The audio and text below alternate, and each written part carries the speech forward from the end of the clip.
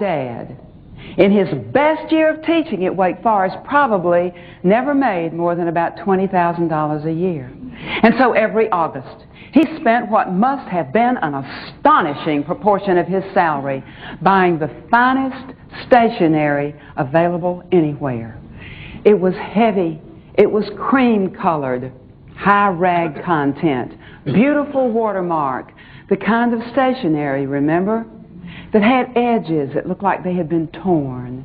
And then he had spent even more money having his name and the name of his department not printed and not embossed, but engraved across the top of every one of those beautiful pieces of paper. And every time I'd turn a piece of it around the platen in that old Underwood, I knew how much money that represented for my family.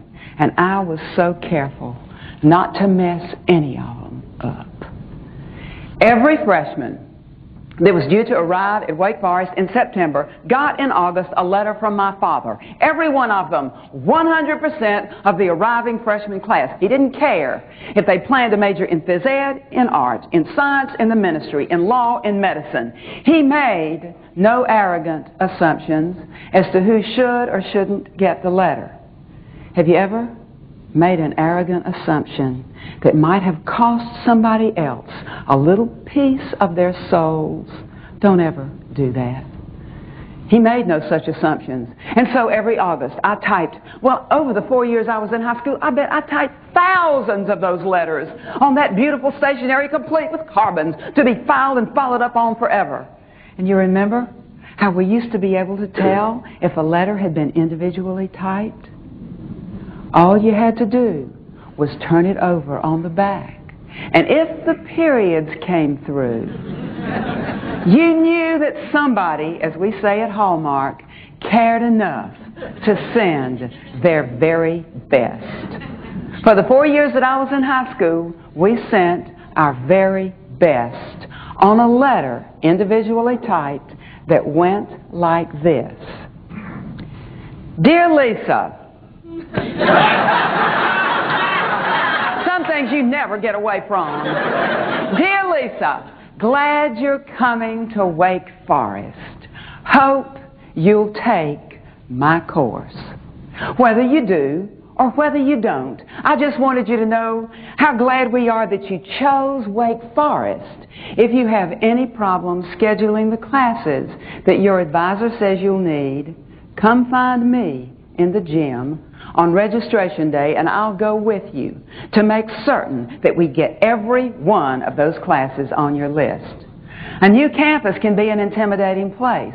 My wife and daughters and I have lived here for years and would love to show you around. If you get hungry for some of Mama's cooking, my wife can always put another cup of water in the soup. And if you just want somebody to talk to, you'll notice that my door is always open. And he ended every letter by saying, I am so glad you're coming to Wake Forest. Registration day is a big day for both of us.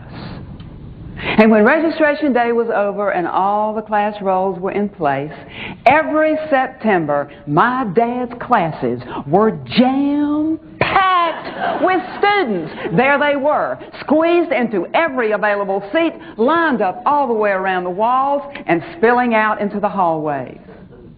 And as Paul Harvey would say, the rest of the story is the subject that he taught was Greek.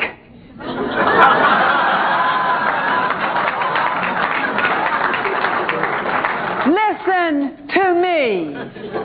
If you make them feel important, they will take Greek from you. Do you suppose there's a lesson in all of that somewhere?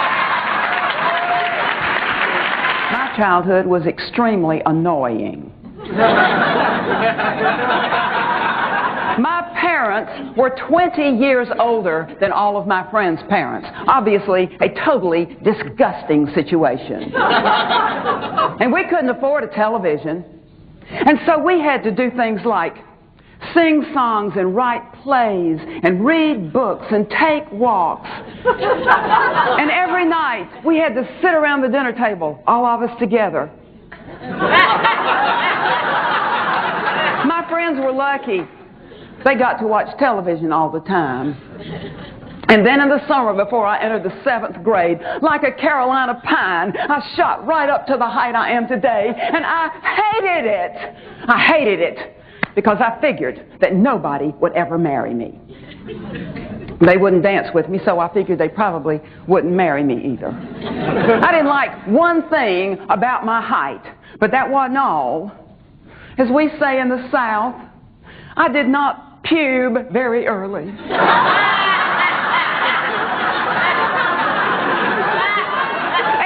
Problem with my lack of shape was exacerbated by the fact that Mattel had just invented the Barbie doll.